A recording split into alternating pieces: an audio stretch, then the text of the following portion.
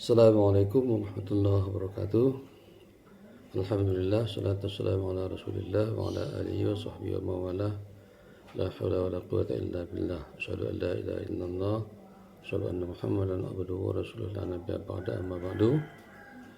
Kawan-kawan semua, para dosen hukum keluarga, para dosen hukum perkawinan, para dosen hukum kewarisan, dan adik-adik mahasiswa peminat atau di bidang atau prodi hukum keluarga, hukum perkawinan, dan seluruh kaum muslimin dan muslimat, kawan-kawan semua yang berminat dalam bidang hukum keluarga. Kita ketemu lagi pada kesempatan ini. Dalam kesempatan ini saya ingin menyampaikan perbandingan antara hukum dan atau praktek perkawinan atau hukum keluarga di Arab sebelum Islam yang kita sebut dengan Arab Jahiliyah atau masyarakat Jahiliyah dengan Islam yang dibawa oleh Nabi Muhammad Sallallahu Alaihi Wasallam. Yang pertama, ya ketika bicara keluarga kita mulai misalnya dari perkawinan. Maka perkawinan di masa Jahiliyah, yang pertama, laki-laki bebas mengawini perempuan. Bebas dari jumlahnya, bebas dari caranya. Sudah disampaikan sebelumnya bagaimana kebebasan laki-laki mengawini perempuan di masa Arab. Dibandingkan dengan Islam, bahwa perkawinan menurut Islam prinsipnya adalah monogami. Artinya seorang suami punya seorang istri, seorang istri punya seorang suami. Namun masih ada kemungkinan adanya perkawinan poligami, laki-laki punya istri lebih dari seorang, tetapi dengan syarat tertentu dan dalam kondisi-kondisi tertentu. Kemudian yang kedua, berkaitan dengan perceraian. Dalam masyarakat Arab pra-Islam, Arab Jahiliyah, perceraian itu adalah hak mutlak suami. Suami berhak menceraikan istrinya kapan saja, dalam kondisi apa saja. Tidak perlu ada alasan untuk menceraikan, dia boleh menceraikan tanpa alasan. Sebaliknya, istri sama sekali tidak punya hak cerai. Dia hanya mempertahankan bagaimanapun kondisi kehidupan keluarganya, bagaimanapun dia sakitnya dalam kehidupan keluarga.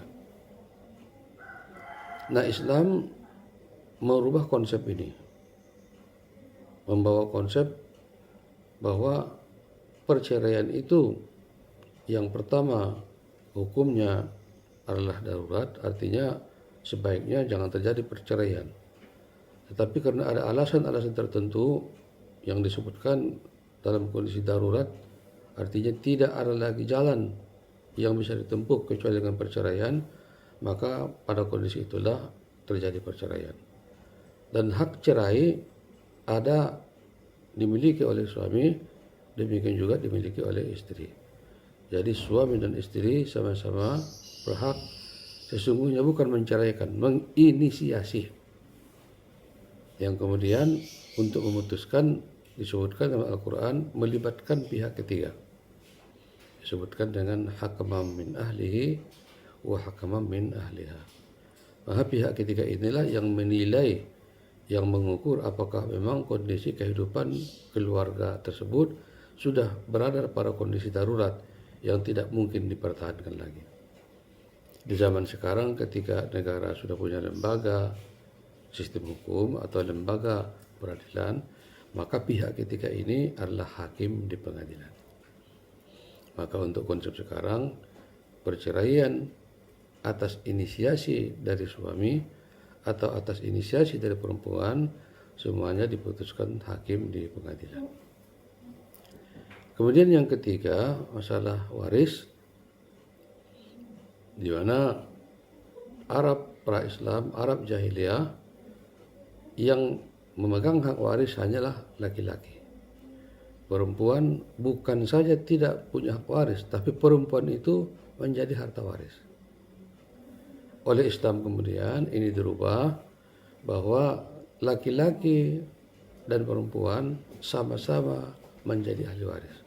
Sama-sama berhak menjadi ahli waris kepada bapak dan ibu mereka. Sehingga dengan demikian berarti antara perempuan dan laki-laki punya kesetaraan dalam hal status waris.